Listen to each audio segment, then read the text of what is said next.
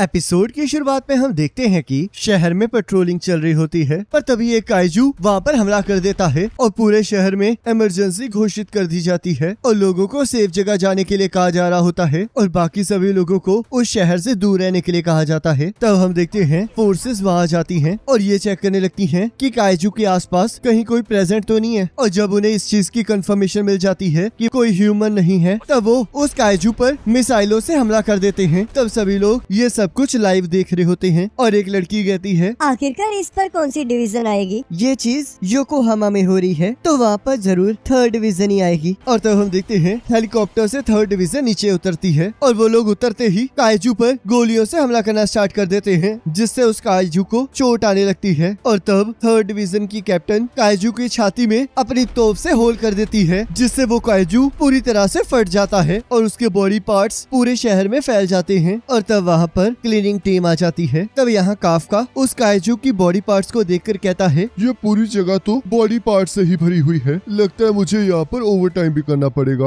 और तब उसकी टीम को काम करने के लिए कहा जाता है और यहाँ शहर में मीडिया और सभी लोग 3rd डिवीजन की तारीफ कर रहे होते हैं और उन्हें काइजू को मारने के लिए और उनके शहर को बचाने के लिए थैंक यू कह रहे होते हैं। तब हम देखते हैं बहुत सारे लोग 3rd डिवीजन कैप्टन आशिरो से मिलने के लिए बहुत ज्यादा एक्साइटेड हो रहे होते हैं। तब यहाँ काफका और उसकी टीम अपना काम करना स्टार्ट कर देती है और काफका हमें बताता है, सभी लड़ाइयों के बाद हमारी लड़ाई स्टार्ट होती है और यहाँ पर हमें कोई चीयर करने के लिए नहीं होता और ना ही कोई हमें थैंक यू कहता है, पर ये फिर भी काइजू के अगेंस्ट हमारी लड़ाई है। तभी एक ड्रोन उसके पास सैंपल लेने आया होता है और तब वो उसे सैंपल दे देता है और अपने साथी से कहता है, मैं इसे यहाँ से नहीं काट पा रहा हूँ, तो इसलिए मुझे फैट जैमिंग कटर ला कर दो। और तब वो देखता है उसका एक साथी एक ऑर्गन को लिफ्ट करने लगता है। तब काफका उसे लिफ्ट करने के लिए मना करने लगता है, पर हम देखते हैं तब तक बहुत ज्यादा देर हो चुकी होती है और वो ऑर्गन फट जाता है, जिससे गरम गरम खून उसके ऊपर गिरता है और उस पर्सन की स्किन थोड़ी सी जल जाती है। तब काफका उसके पास आ जाता है और उस पर दवाई लगाकर कहता है, चिंता मत करो, कभी कभार ऐसा होता रहता है, और हाँ, इसके लिए वर्कर कंपनसेशन जरूर मांग लेना। जब भी 3rd डिवीजन काम करती है तो चीजें सच में बहुत ज्यादा बिगड़ जाती हैं और ये बताना बहुत मुश्किल हो जाता है कि कौन से ऑर्गन्स हैं और कौन से नहीं। पर मुझे यकीन नहीं आ रहा कि वो चाहते हैं कि हम इसे 1 हफ्ते में हटा दें। तभी उसका एक साथी वहाँ जाता है और कहता है, काफका, तुम्हारे लिए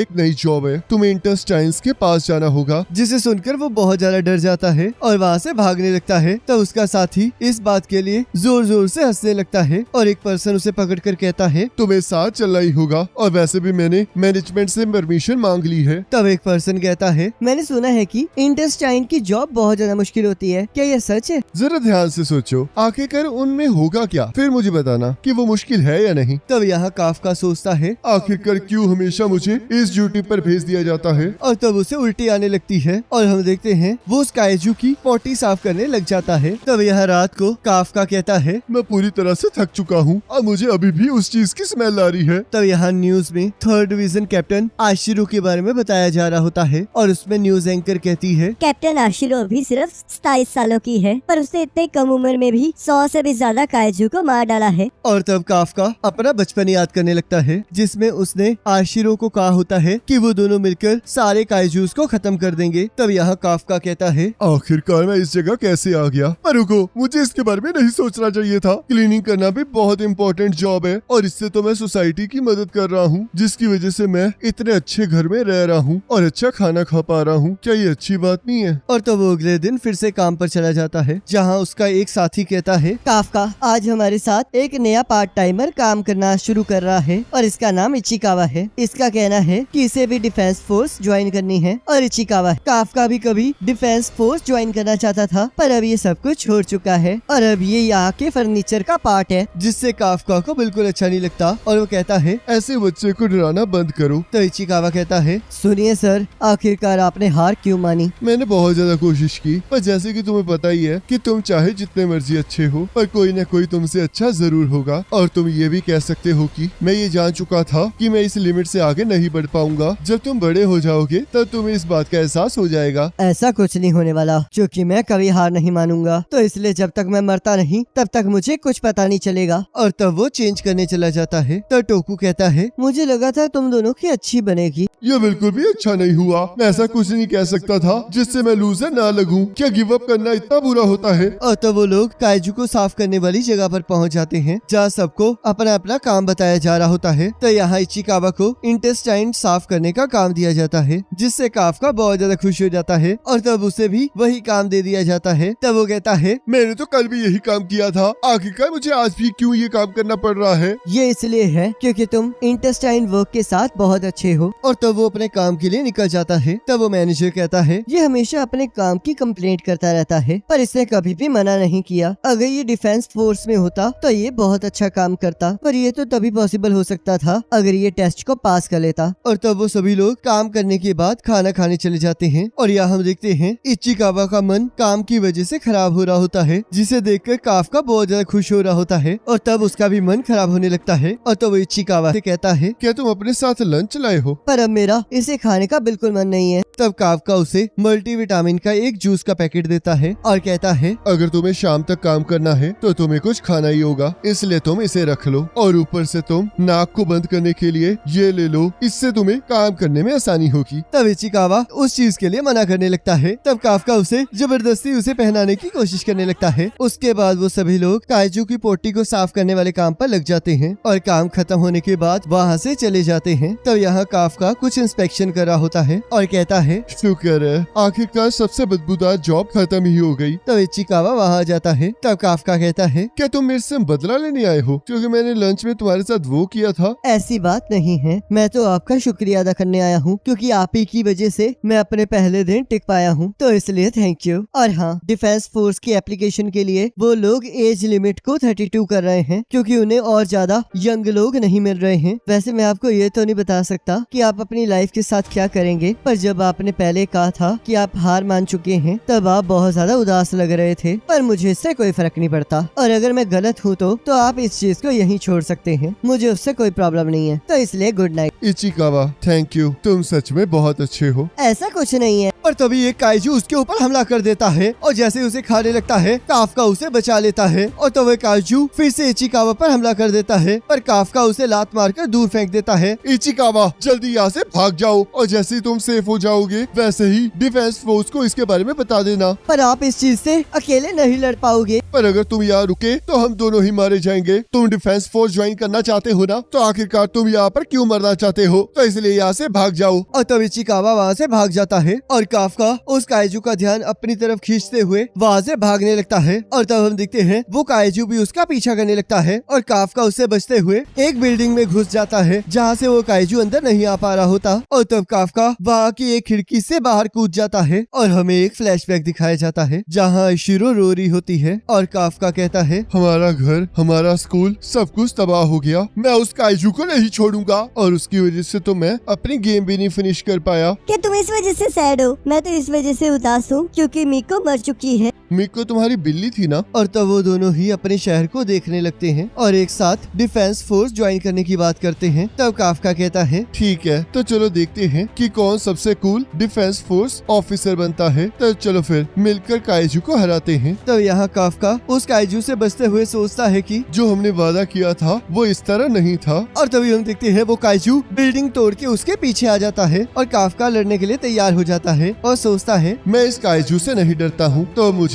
इसकी लातों पर हमला करना चाहिए। तब वो काइजू उसे उड़ा देता है और उसकी टांग तोड़ देता है। तब काफका वहाँ से भागने की कोशिश करने लगता है पर वो वहाँ से हिल नहीं पा रहा होता। तभी वो काइजू उसे खाने लगता है, पर हम देखते हैं इचिकावा उस काइजू के मुंह पर हमला कर देता है जिससे काफका बच जाता है। तब काफका कहता है, क्या तुम पागल हो? आखिरकार तुम यहाँ पर क्या कर रहे हो? मैंने उन्हें बुला लिया है और अगर मैं आपको यहाँ पर मरने के लिए छोड़ जाता तो मैं कभी भी डिफेंस फोर्स में नहीं जा पाता। तब काफका को अपना रिजल्ट याद आता है जिसमें वो डिफेंस फोर्स में सिलेक्ट नहीं हुआ होता। तब वो सोचता है, आखिरकार ऐसा क्यों हो रहा है? मैं इसके सामने कितना पावरलेस हूँ। अब तक कुछ नहीं बदला है, मैं कुछ भी प्रोटेक्ट नहीं कर पाया हूँ, ना ही मेरी गेम, ना ही मेरी फ्रेंड की कैट और ना ही मैं अब इस बच्चे को बचा पा रहा हूँ। और तब वो काइजू जैसे उन पर हमला करने लगता है तब हम देखते हैं एक टाइगर उसका हाथ पकड़ लेता है और आशिरो उस काइजू को उड़ा देती है और कहती है, टारगेट मर चुका है और यहाँ पर हमारे पास कुछ लोग जख्मी हैं, तो इसलिए इगाराशी और टाकारागी इन लोगों का ध्यान रखो और बाकी सभी लोग मेरे साथ चलो। हमें इस एरिया को चेक करना होगा और ये देखना होगा कि कोई और योजू बच तो नहीं गया है।